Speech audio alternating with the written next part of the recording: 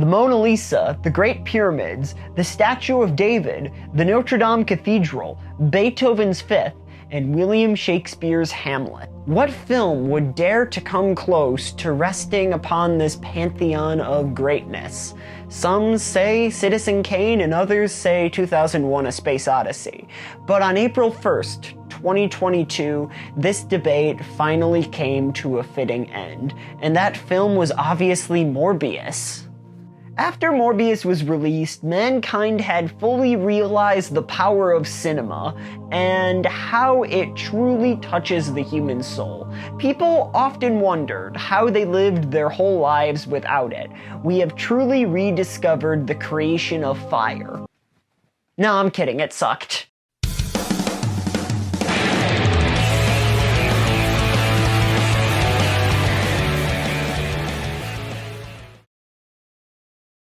I hope you enjoyed my little joke there. I know the Morbius sweep is kind of a dead meme, but I just couldn't resist. Honestly, I've been putting off watching this film, but what finally made me bite the bullet and to actually buy tickets to go see this movie was, first of all, morbid curiosity to see how bad it actually was, and to produce a review for you guys.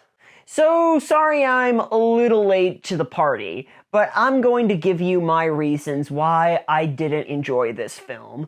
And the main reason why I didn't enjoy this film was its rejection of logic. Characters in this film are devoid of any form of logic. The only reason why they make decisions is just to drag the plot forward. This film isn't interested in showing the audience the reasoning behind these decisions. It's more interested in just dragging the plot towards the next big action scene.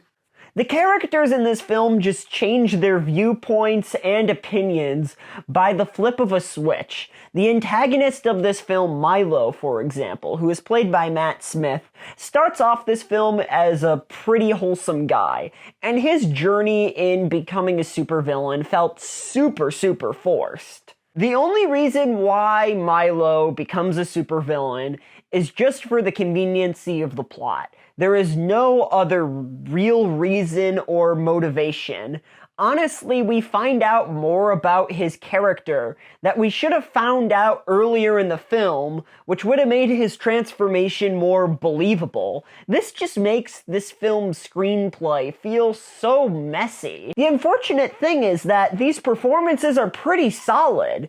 It's just the screenplay is super lackluster, and these characters just feel like empty shells of people. The action sequences are pretty hit or miss in this film.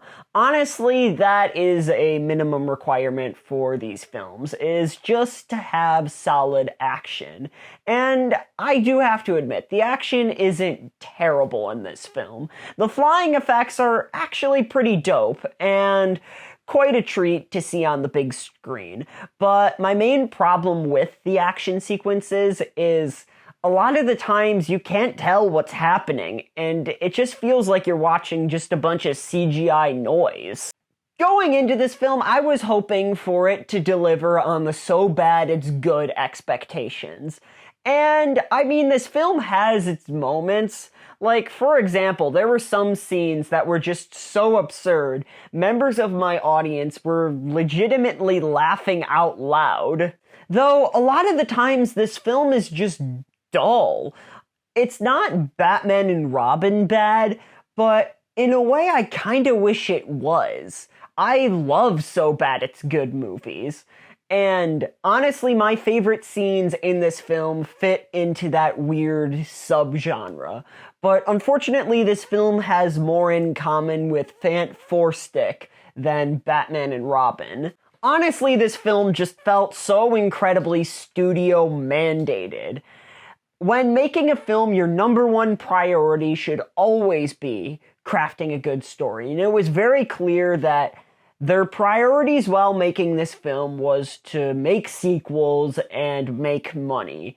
And when that's your priority in not making a good film, you end up with films like Justice League. I'm not trying to claim that there was major studio interference here, but honestly, I wouldn't be surprised if a longer cut of this film exists. I imagine it would have almost all the same problems that it does, but it wouldn't feel so choppy, though. Okay, I'm gonna transition into my little rant about the post-credit scene. And obviously, it will be spoiler-filled, so if you want to avoid spoilers, I would recommend clicking off this video right now. They brought back Michael Keaton's Vulture just to completely bastardize him. His character arc was complete in Spider-Man Homecoming. He's got absolutely no reason to still want revenge on Spider-Man. Also, Morbius has absolutely no reason to join the Sinister Six and to get revenge on Spider-Man, because Spider-Man did nothing to him. His name isn't even mentioned once in this film, other than the post-credit scene, obviously. And also, I thought it was very crappy how they made Spider-Man references all throughout the trailers, and then didn't even mention him in the film. I'm sorry, that's false advertising. Hopefully this film is a lesson for the big wigs at Sony, yet again, that good stories must always, always come first.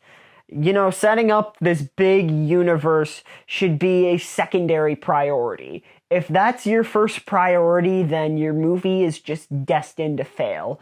And we have learned that time and time again, and Morbius is yet another case of this happening. Overall, Morbius gets a D-. You were probably expecting me to give this film an F, but honestly, it could have been much worse. This film isn't axum, if you know what I mean. Anyways, I hope you enjoyed my latest review of Morbius.